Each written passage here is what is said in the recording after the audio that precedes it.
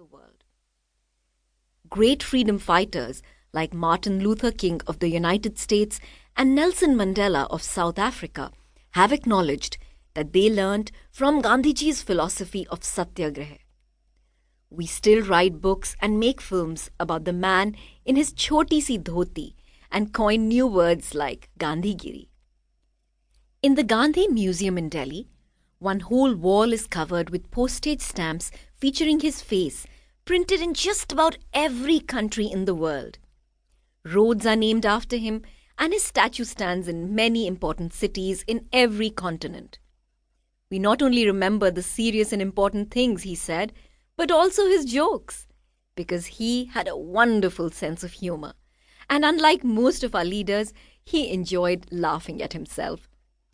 So what did Gandhiji do to make a whole nation love him so much that they followed him out into the streets to face the batons of the police and go proudly to jail? He did not win freedom single-handed. No human being can do that. But he led a great band of freedom fighters in their struggle against the might of the British Empire. He created an army of unarmed soldiers who showed the greatest courage of all. They fought with the weapons of peace and non-violence. It is a fascinating story because no one in the history of the world had done that before.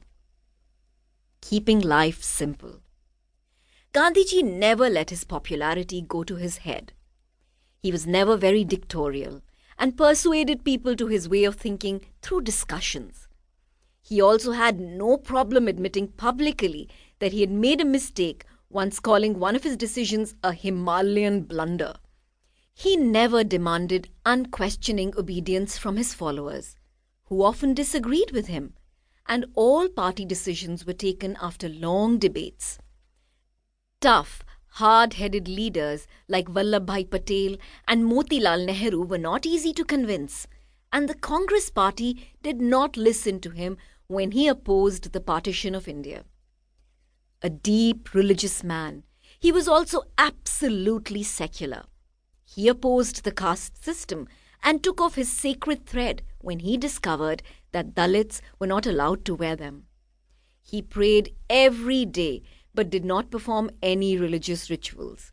He also led many satyagraha campaigns to force temples to open their doors to everyone. At his prayer meetings, there were readings from holy books of all religions, and they sang both bhajans and hymns.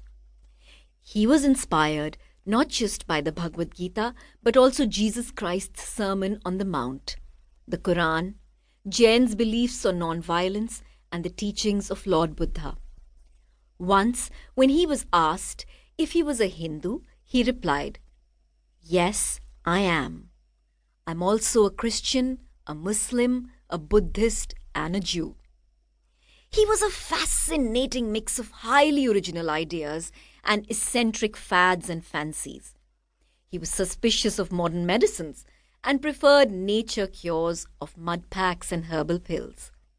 His diet was so boring that people avoided sitting next to him at meals because he would promptly offer them his bland mash of boiled vegetables, cooked without salt, oil, or spices, and bitter neem chutney that he insisted was great for digestion.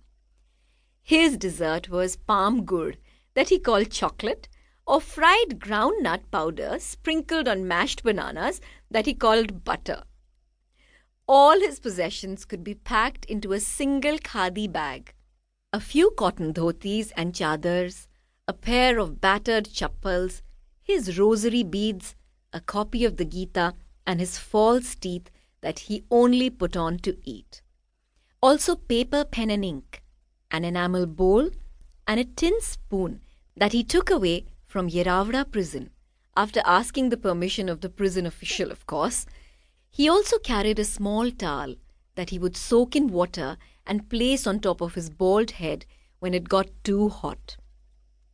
He slept for about 4 hours and would get up at 3 in the morning to read his letters, which he often answered personally, scrawling a reply on the back of used envelopes or postcards because he hated to waste anything.